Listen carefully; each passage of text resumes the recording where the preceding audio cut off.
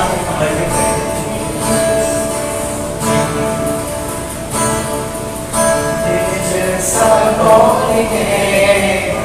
जो मेरा भला करे, मेरा भरोसा सिर्फ तुझ पर तू।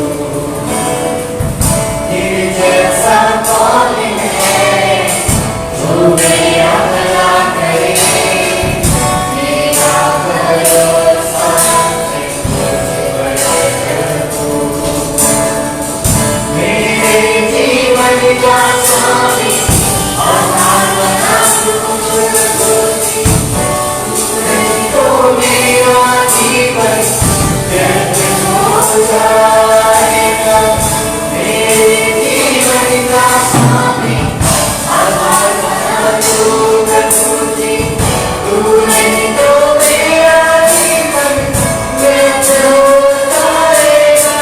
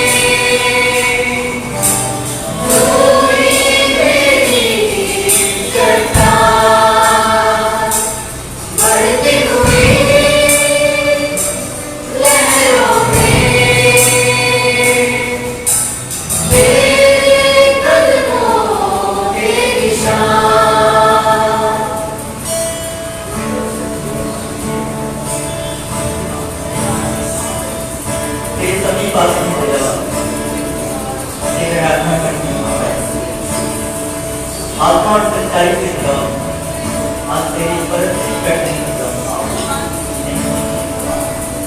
आज की सुबह की के रास्ते करने के लिए, हिदायत करने के लिए, पुकारने के लिए, उसके नाम को लेने के लिए, तो आइए अपने मुंह को खोलकर खुदावंद के रास्ते में उसने आपको और हमें इस पृथ्वी पर बनाया है ताकि हम आपकी आराधना करें। आपने इसीलिए हमें सच्चाई नहीं दिया ताकि हम आपकी आराधना करें। बढ़ती हुई लहरों पे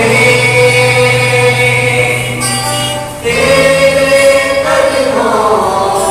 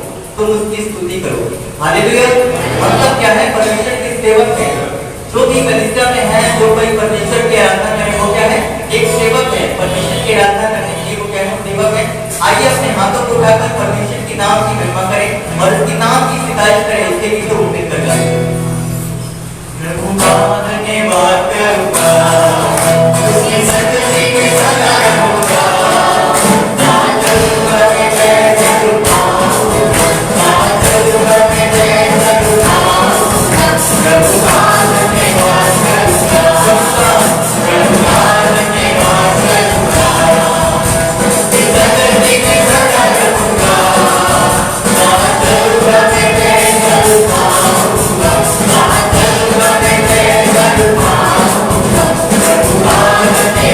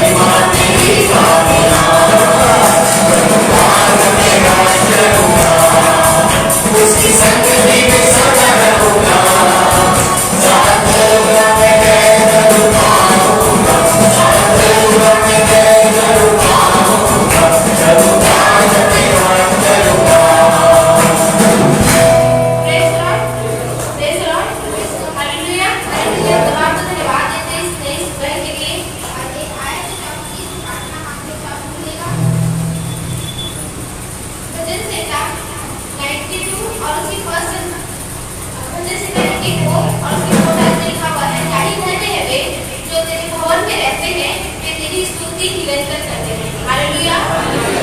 परमेश्वर का धन्यवाद देते हैं कि पिछले दिनों बहुत सी चीजें इधर उधर हुई, लेकिन खुदावंद ने आज के समय हमें अपने भवन में रखा है, और जो लोग उसके भवन में रहते हैं, लिखा हुआ है वे निरंतर उसकी स्तुति करते रहेंगे।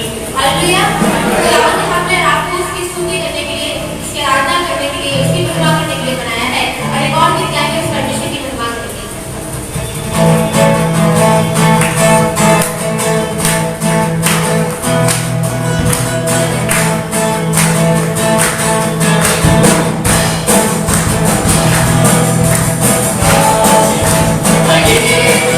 यहोवा ने बनाया है, तो आओ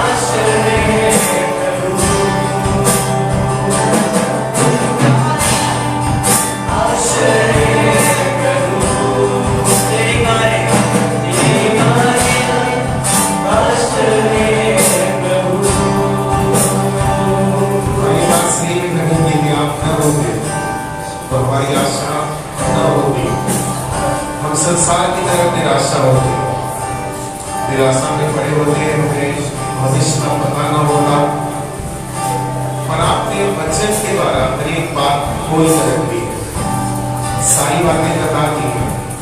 अब चुनाव हमारा है कि हम किस राह पर चलते हैं। प्रभु आपकी दया के लिए, आपकी योजनाओं के लिए, प्रतिज्ञाओं के लिए, उन आशीषों के लिए, उस अनुग्रह के लिए, उस बड़े प्रेम के लिए धन्यवाद करते हैं। आपका जितना भी धन्यवाद करें प्रभु वो कम है, क्योंकि उससे कहीं बढ़कर आपने हम सबों से प्रेम किया है। प्रभु आज की सुबह में हम सब आपकी उपस्थिति में इसीलिए तो खड़े हैं कि आपने संसार से अलग करके अपनी निज प्रजा हमें बना लिया। प्रभु हमारे मुंह से, हमारे जीवन से, हमारे परिवार से, घरों से, बच्चों से सिर्फ और सिर्फ आपके नाम की महिमा हो। आप बढ़ते चले जाएं, आपका नाम महिमान्वित हो और आपका वचन हम सब इस पृथ्वी में रहते हुए अधिक सीखते चले जाएं। सारी चीजों को प्रभु आपके नाम में देते हैं, सब बातों में आपकी महिमा करते हैं। यीशु नासरी के नाम से प्रार्थना मांगते हैं, आमीन।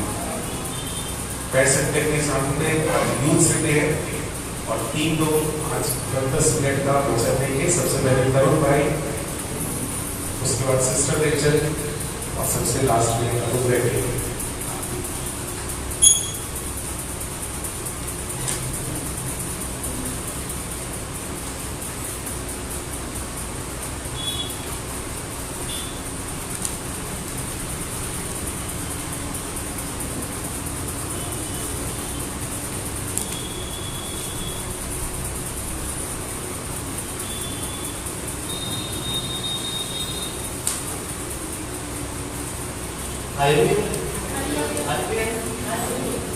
अपने हाथों को उठाएंगे बाइबल में और परमेश्वर से प्रार्थना करेंगे।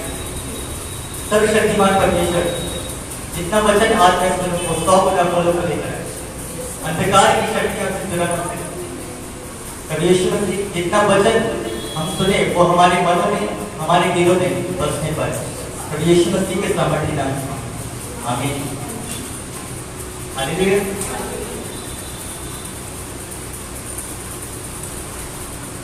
आज जैसा कि यूथ संडे है तो हम जवानों के लिए विशेष करके वचन जो है वो बताना चाहेंगे। हालेलुया।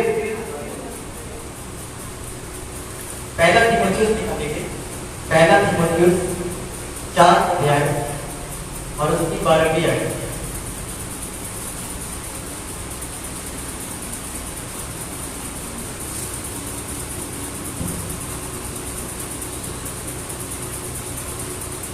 हालेलुया। Paper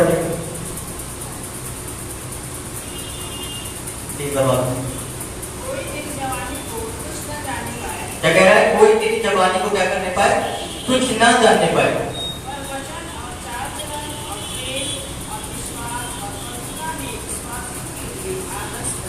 hallelujah. क्या कह रहा है? वचन, चाल चलन और प्रेम और विश्वास और पवित्रता में विश्वासियों के लिए क्या बन जाए? आदर्श बन जाए। हालेलुया। आज में इसका जरूरत है इन सारी चीजों की जो इस वचन में लिखा है। वचन, चाल चलन, हमारा बोलना, हमारा स्वभाव, हमारा चाल चलन कैसा होना चाहिए? परमेश्वर को भाने वाला, भाने योग्य होना चाहिए। और विश्वास और पवित्रता, सबसे जरूरी है पवित्रता। हालेलुया। आज बताना चाहेंगे बहुत से लोग पवित्रता को नहीं लेते सीरियस, इसीलिए परमेश्वर की हुजूरी से वो क्या है? दूर है। परमेश्वर की इच्छा से दूर हो चुके हैं, परमेश्वर की वीर से दूर हो चुके हैं। हालेलुया। हालेलुया।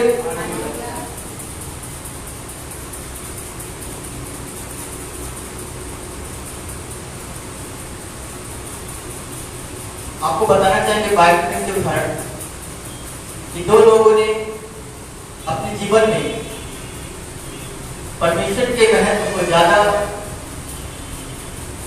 जो जवानी के समय में थे वो क्या हुए? उनकी अभिलाषाओं में पड़कर, अपनी इच्छाओं में चलकर परमेश्वर के दिल से क्या हो गए? दूर हो गए। हालेलुया। बाइबल में जब हम शिमशोन के बारे में पढ़ते हैं तो क्या करता है, वो योद्धा रहता है, हालेलुया।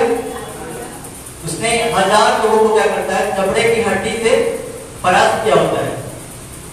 लेकिन वो एक औरत के, एक स्त्री के चक्कर में फंस कर वो क्या करता है, अपनी जो उसकी सामर्थ रहती है, परमेश्वर ने जो उसकी सामर्थ दी रहती है, उसके बारे में वो क्या करता है, बता देता है, उसको भेद को खोल देता है, हालेलुया। जिसके कारण वो मारा जाता है, हालेलुया। आज में सब जरूरत है परमेश्वर की पवित्रताई में चलने का, परमेश्वर की हुजूरी में रहने का, उसकी उपस्थिति में रहने का। जब हम उसकी उपस्थिति में रहेंगे तभी हम शैतान के सामना कर पाएंगे, उसके जलते हुए दिलों का खंडन कर पाएंगे, उसको बुझा सकेंगे, हालेलुया। जब दाऊद के बारे में देखते हैं, उसके बारे में 66 लड़ाइयां उसने जीती अपनी जिंदगी में, और वो परमेश्वर के मन के मुताबिक था। लेकिन उसने भी क्या किया, इस वाली बात को किया, गलती को किया, हालेलुया। एक पाप के कारण को क्या हुआ, उसके पूरे घराने में क्या हुआ, युद्ध छिड़ा, हालेलुया। उसे फिर से वही जंगलों में भागना पड़ा, फिर से वही जगहों में जाना पड़ा, और फिर से कुछ मुसीबतों का क्या करना पड़ा, सामना करना पड़ा। लेकिन फिर से परमेश्वर ने उसको क्या किया, रिकवर किया, हालेलुया, हालेलुया। लेकिन हमें क्या करना है, परमेश्वर की दिल में, परमेश्वर की इच्छा के मुताबिक हमें चलना है, हालेलुया। इसीलिए कह रहा है पौलुस, कह रहा है अपनी पत्री में, दूसरा तीमुथियुस निकालेंगे, दूसरा तीमुथियुस 2:22 है। जवानी की अभिलाषाओं से भाग, हालेलुया। क्या कह रहा है, जवानी की अभिलाषाओं से भाग, हालेलुया। और जो शुद्ध मन से प्रभु का नाम लेते हैं, उनके साथ धर्म और विश्वास और प्रेम और मेलमिलाप का हिस्सा कर। यहाँ पे लिखा है जवानी की अभिलाषाओं से जाकर भाग, हालेलुया। जो जवान है इस बात को जानते हैं कि गलत चीजों में पढ़कर, गलत संगति में पढ़कर हम परमेश्वर की इच्छा से दूर हो जाते हैं, हालेलुया।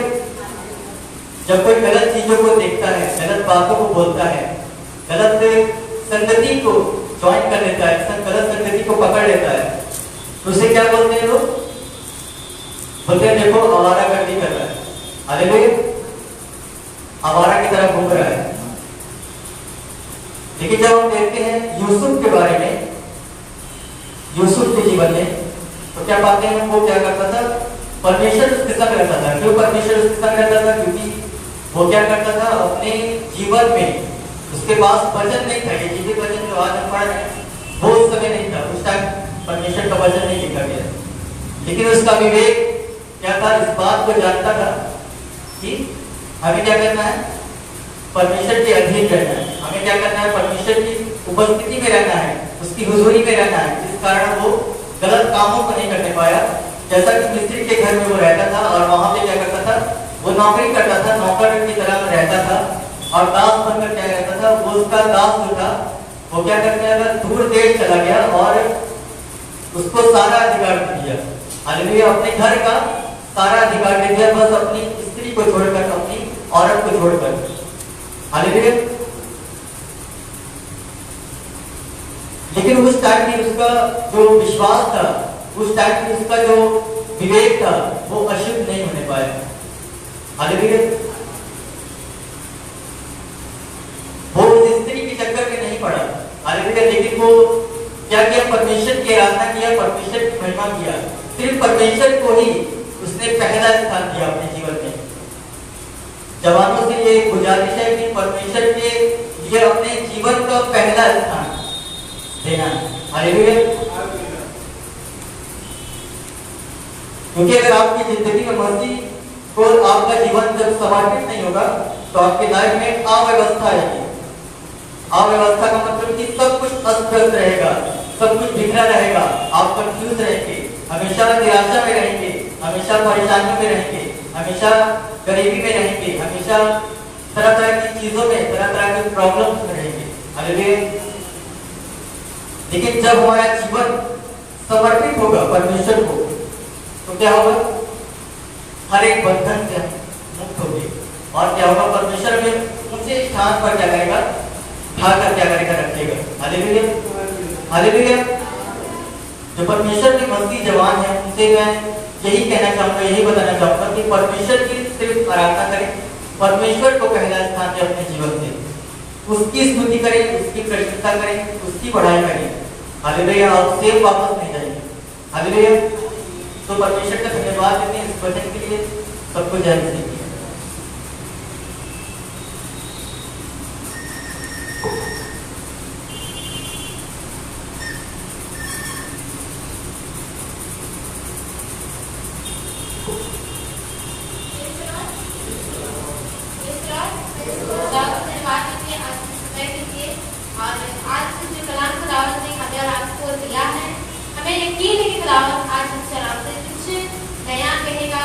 अद्भुत कहेगा वो वचन हमारे राज जीवन में पूरा। हालेलुया। क्या वचन, क्या है जो वचन परमेश्वर ने हमारे राज के रखा है, इससे मुझे बहुत आशीष मिली। जो आशीष में बांटना चाहूंगी तो आपको मिलेगा यिर्मयाह 1 और उसकी चौथी आयत से पढ़ेंगे। यिर्मयाह 1 और उसकी चौथी आयत।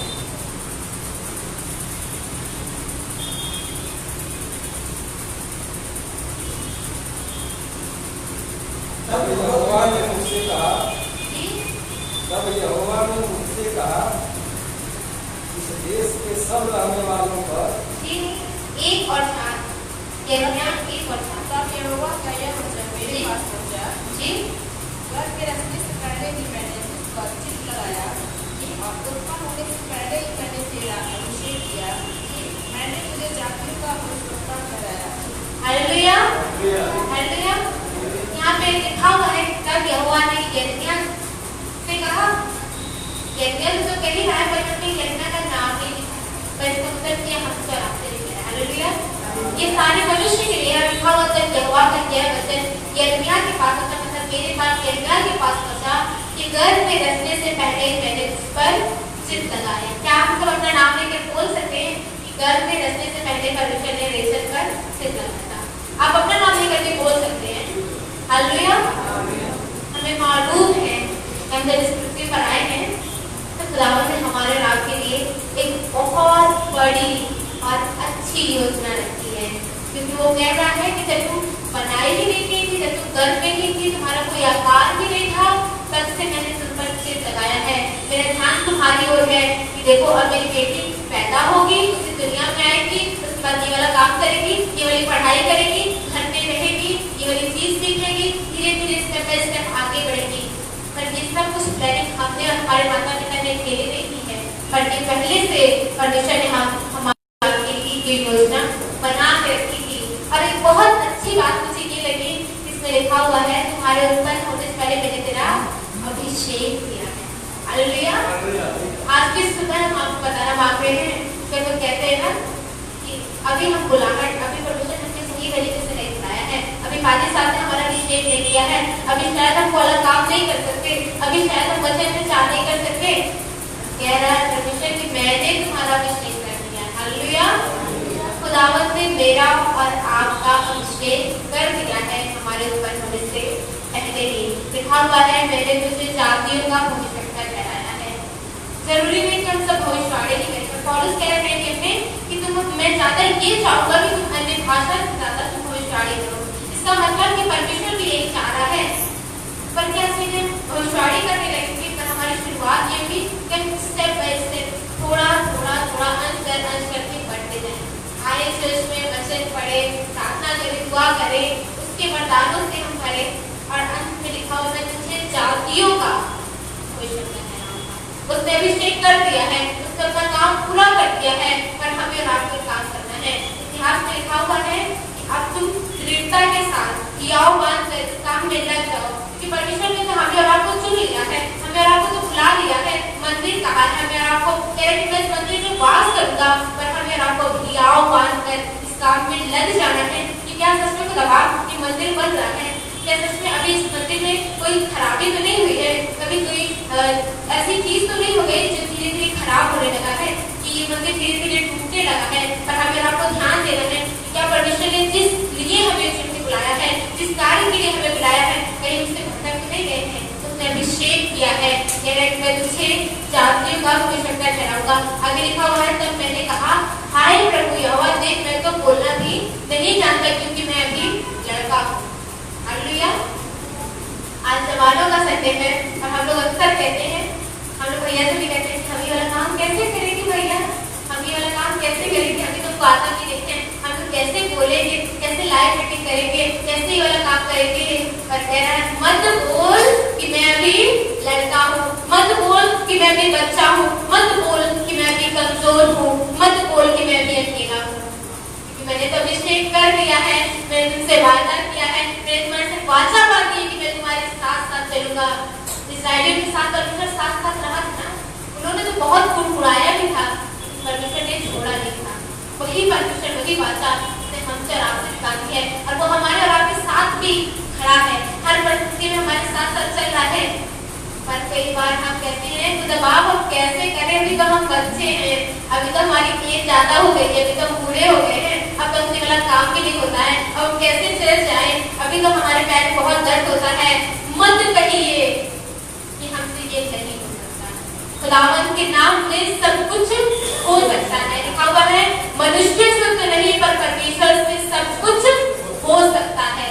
जब हमारे पास में ये नेगेटिव बात आए हमारे दिमाग में ये वाला काम तुम नहीं कर सकती, तुम बोला कुछ जहाँ प्रार्थना मीटिंग में नहीं जा सकती कि वो बहुत दूर है, तब कहिए कि मनुष्य से तो नहीं पर मेरे परमेश्वर से सब कुछ हो सकता है। जब उसने चुना है, अभिषेक किया है, अपनी संगति में बुलाया है, तो मुझे अपनी संगति में ले जाएगा, वो अपनी संगति में मुझे बढ़ाएगा भी। पर हमें और आपको इस बात को याद रखना है कि हम तो अपना एक कदम खुदावन के लिए जरूर बढ़ाएंगे, हम तो जरूर अपने दिमाग में वाली बात रखेंगे कि चाहे परिस्थिति कैसे भी हो जाए पर हम अपने खुदावन के लिए हमेशा हमेशा खड़े रहेंगे। हम तो किसी भी परिस्थिति में इस बात को भूलेंगे नहीं कि उसने मेरा साथ छोड़ा नहीं है। और आगे लिखा हुआ है कि जहाँ कहीं तू जाएगा, जहाँ मैं तुझे भेजूंगा, उनके मुंह को देख के घबराना नहीं, क्योंकि मैंने आगे लिखा हुआ है मैं तुम्हें आज्ञा दूंगा, तो उनके मुंह को देखकर मत डर, क्योंकि तुझे छुड़ाने के लिए मैं तेरे साथ हूँ। ये यहोवा की वाणी है। हालेलुया। कह सकते हैं कि यहोवा का ये वचन मेरे लिए है। अब कितनी भी बड़ी बीमारी क्यों ना आ जाए, हमें जाना है, चलना वहां पे, उस बीमारी से नहीं डरना है, उस साधना से नहीं डरना है, उस परिस्थितियों से नहीं डरना है, परिवार के लोगों से नहीं डरना है, क्योंकि कह रहा है मत कहे कि मैं लड़का हूँ, मत कहे कि मैं अकेला हूँ, मत कहे ये नहीं हो सकता, क्योंकि सेनाओं का यहोवा हमारे और आपके साथ हमें छुड़ाने के लिए खड़ा है। आमीन।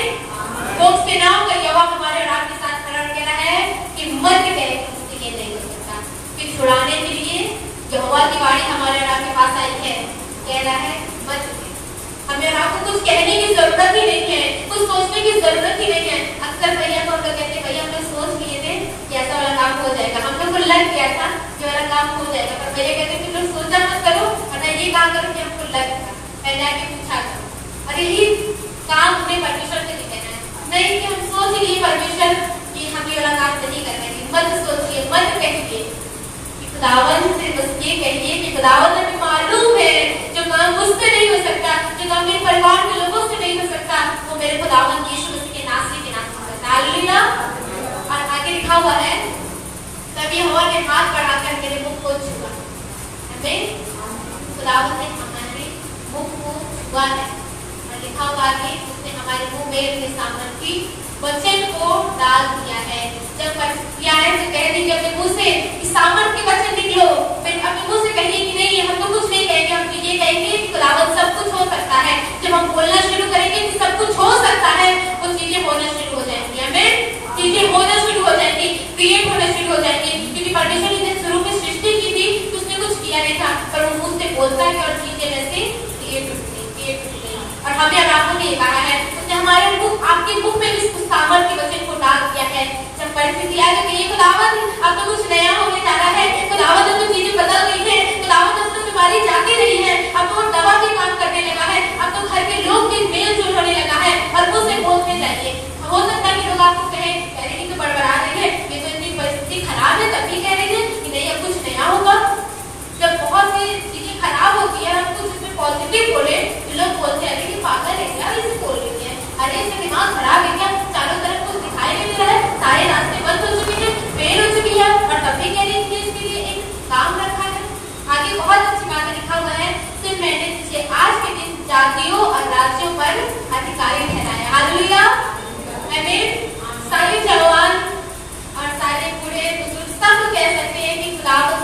आपको अधिकारी ठहराया है। सिर्फ हमें लिखा हुआ है राज्यों पर, जातियों पर तुमने अधिकारी ठहराया है।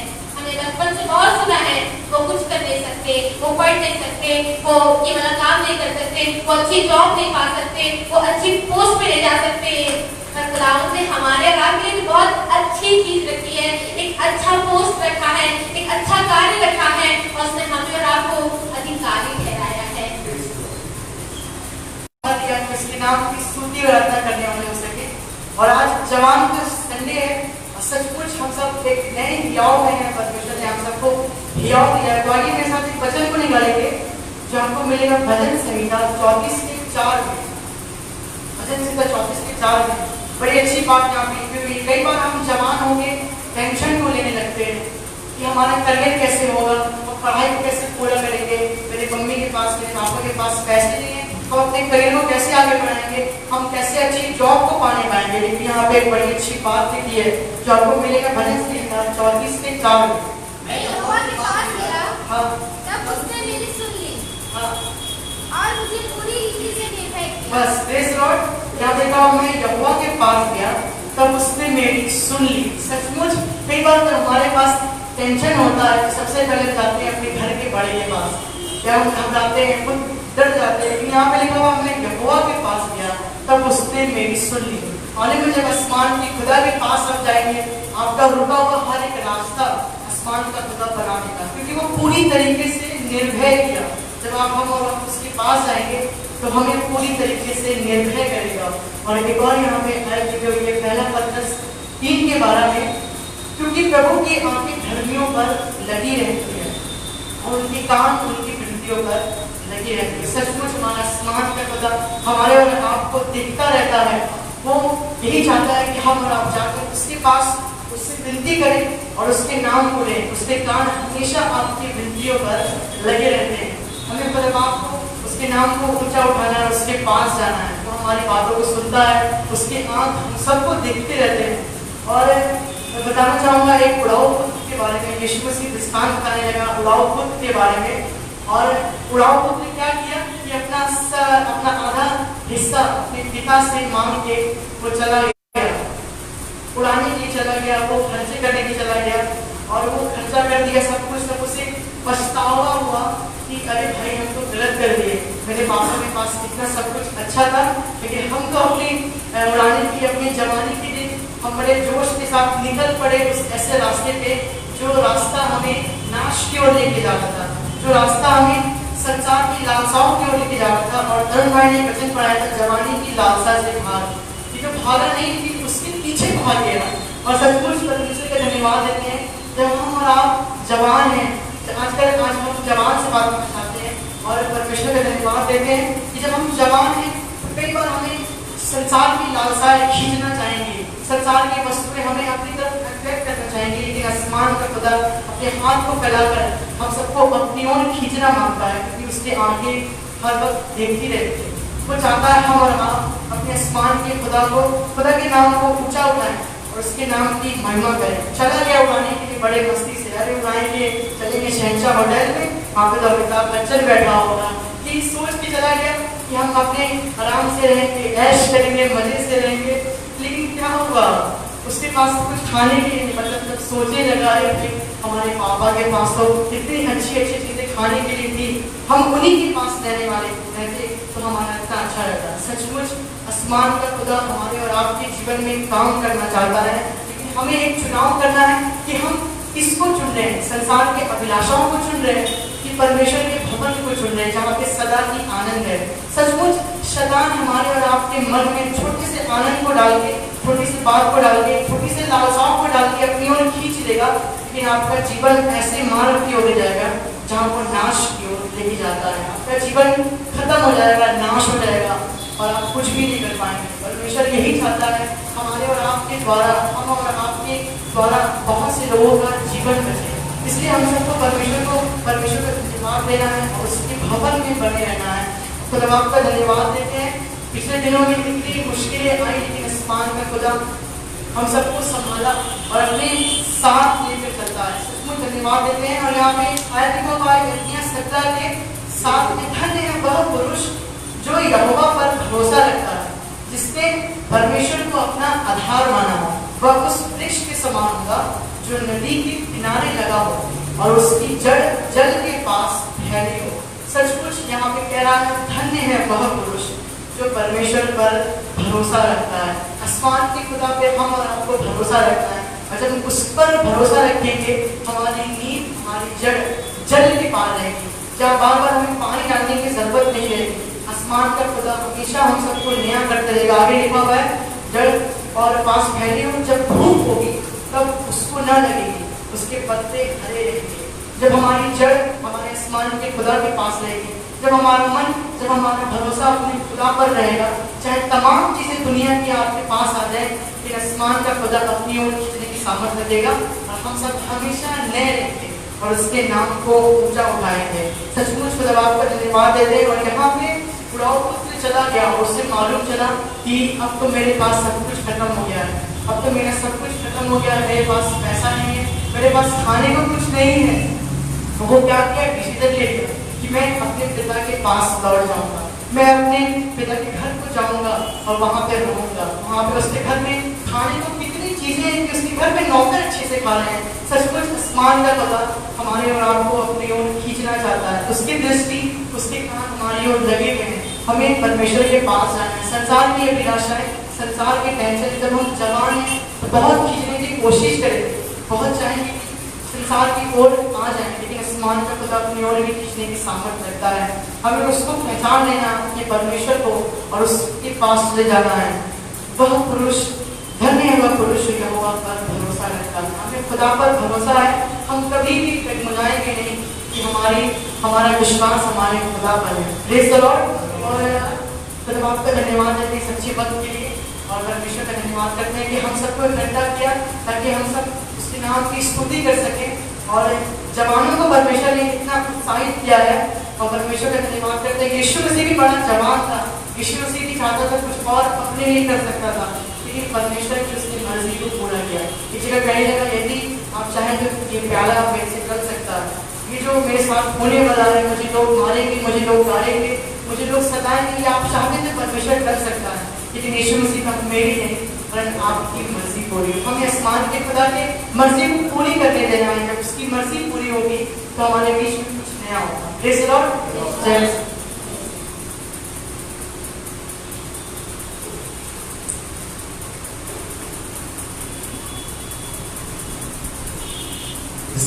यिर्मयाह कह रहा है, मैं यहोवा के पास गया, उसके आगे, और उसने मेरी सुन ली। आज कोई किसी की सुन नहीं रहा, सबसे बड़ी समस्या यही है। पत्नी कहती है कि हमारी सुनते नहीं, बच्चे बाप की नहीं सुनते, और इसी पे एक कहावत भी बन गई कि बाप परेशान बेटा से और देश परेशान नेता से, क्योंकि सुन नहीं रहा, कोई किसी की नहीं सुन रहा। और ऐसी परिस्थिति में परमेश्वर का वचन बता रहा है, आप यहोवा के पास जाएं, और जो नहीं सुन रहे हैं, यहोवा उनके मन को बदलेगा और वो सुनने लगेंगे। मैं यहोवा के पास गया और उसने मेरी सुन ली। कई बार हम लोग दूसरों से शिकायत करते हैं, ये हमारी सुनते नहीं है। हम लोग के पास छोटा बच्चा है 2.5 साल का, वो भी नहीं सुनता। पर आज ये सीखा, मैं यहोवा के पास जाऊंगा और उससे प्रार्थना करूंगा, और तब वो मेरी सुन लेगा। हर एक के पास समस्याएं हैं, हर एक के पास कुछ न कुछ ऐसी बातें हैं, पर कोई सुने ना सुने, एक है जो आज भी कह रहा है, तुम मेरे पास आओ, मैं तुम्हारी सुन लूंगा। लिखा हुआ है, उसकी आंखें नित मनुष्यों पर लगी रहती हैं और उसके कान हमारी प्रार्थनाओं पर लगे रहते हैं। वो कान लगाकर हमारी प्रार्थनाओं को सुनता है। सो उसके पास जाएंगे, उससे कहेंगे। आप स्वयं कोशिश मत करिए, क्योंकि एक बात और बोली गई, न तो बल से न शक्ति से, पर उसकी आत्मा के द्वारा। जो काम आपसे नहीं हो रहा है, वो परमेश्वर अपनी सामर्थ्य द्वारा पूरा कर सकेगा। अपनी आंखों को बंद करेंगे, प्रार्थना करेंगे कि हाँ, सचमुच में प्रभु हम आपकी निकटता में बढ़े, और प्रभु जो भी चीजें पॉसिबल नहीं लग रही है, नहीं लग रही कि हो पाएंगी, वो भी तब होने लगेगी जब हम आपके पास आएंगे, क्योंकि आप हमारी प्रार्थनाओं को सुन लेते हैं और फिर आप अपने तरीके से उन चीजों पर काम करते हैं। मैं यहोवा के पास गया और उसने मेरी सुन ली। प्रभु, बहुत सी चीजें हैं जिसमें हमें समझ नहीं आता है कि क्या करें, किससे कहें, किससे राय लें, किसके पास जाएं। पर एक है जो सही सम्मति देता है, सही सलाह देता है। नीति वचन में लिखा है, मैं तुझे सम्मति दिया करूंगा, सही सलाह दिया करूंगा, क्या करना है, कैसे करना है। मैं यहोवा के पास गया तब उसने मेरी सुन ली। इसका मतलब इसके पहले बहुत से लोगों के पास ये गया है, पर इसकी बात कोई सुन नहीं रहा था और तब ये यहोवा परमेश्वर के पास गया है। हम ये प्रभु आपकी निकटता में आपसे अपने दिल की बातों को कहने वाले हैं और विश्वास करते हैं कि आपसे बड़ा, आपसे सामर्थी, आपसे शक्तिशाली कोई नहीं है। आपके विषय में लिखा है, जब आप काम करने में आए तो कोई नहीं रोक सकता। प्रभु, हर एक समस्याओं को आपके समक्ष रखते हैं, हर एक संकट को आपके समक्ष रखते हैं और विश्वास करते हैं कि आप कान लगा के सुन लेंगे और सब चीजें यीशु मसीह में बदलती जाएंगी और सब चीजें आशीष में होती चली जाएगी, क्योंकि हम सब तेरे पास आए। सारी चीजों में आपको महिमा देते हैं, सम्मान देते हैं, आदर देते हैं और इसी प्रार्थना को यीशु के नाम से होने वाले हैं। आमीन।